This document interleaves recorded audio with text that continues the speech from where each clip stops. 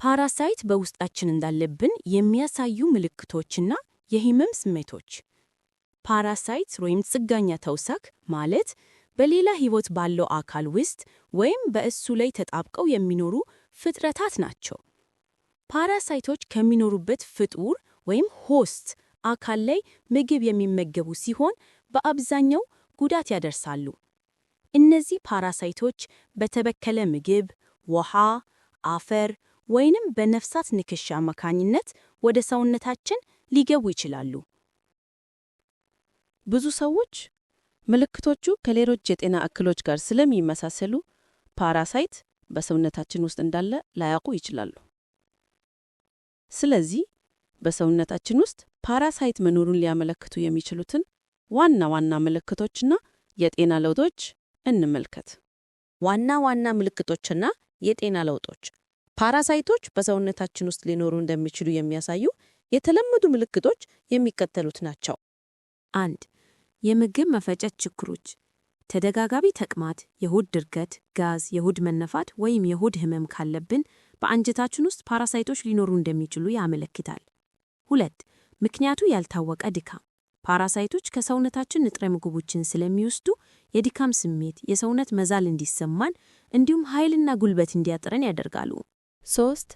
ያልተጠበቀ የክብደት መቀነስ፣ ምንም እንኳን በመደበኝነት እንደበፊቱ ቢመገቡም በሰውነታችን ውስጥ ንጥረ ምግቦች በአግባቡ ባለመመጠጣቸው ምክንያት የክብደት መቀነስ ሊከሰት ይችላል። 4. የቆዳ ችግሮች፣ የሚያሳክክ ሽፍታ፣ ኤግዜማ፣ መንደብደብ ወይም ሃይቭስ እንዲሁም ባልታወቀ ምክንያት የሚመጣ የቆዳ መቆጣት ከፓራሳይት ኢንፌክሽኖች ጋር ተያያዥነት ሊኖረው ይችላል።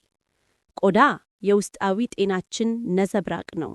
5. የእንቅልፍ መዛባት፣ ፓራሳይቶች የነርቭ ስርዓትን የሚጎዱ መርዛማ ነገሮችን ስለሚለቁ የእንቅልፍ ማጣት ወይም ኢንሶምኒያ እና ማታ ማታ ጥርስን ማፋጨት ሊያስከትሉ ይችላሉ። ሰላማዊ እንቅልፍ ማጣት ዋነኛው ምልክት ነው። 6. የተመጣጠነ ምግብ እጥረት፣ የደም ማነስ ወይም አኔሚያ፣ ዝቅተኛ የቪታሚን መጠን ወይም የማያቋርጥ ረሃብ ፓራሳይቶች ንጥረ ምግቦችን በመመገባቸው ምክንያት ሊከሰት ይችላል። 7. የሰውነት ህመምና አለርጂ፣ የመገጣጠሚያና የጡንቻ ህመም እንዲሁም የአለርጂ ምላሾች መጨመር አንዳንድ ጊዜ ከፓራሳይት እንቅስቃሴ ጋር ሊገናኙ ይችላሉ። መፍትሄው ምንድን ነው? እነዚህ ምልክቶች ከቀጠሉ ትክክለኛውን ምርመራና ሕክምና ለማግኘት ሐኪም ወይም የጤና ባለሙያ ማማከር በጣም አስፈላጊ ነው። የህመሙን ምንጭ ቀድሞ ማወቅ ከከባድ የጤና ችግሮች ይከላከላል። መከላከያ መንገዶች። ፓራሳይት እንዳይዘን ቁልፍ የመከላከያ እርምጃዎች የሚከተሉት ናቸው።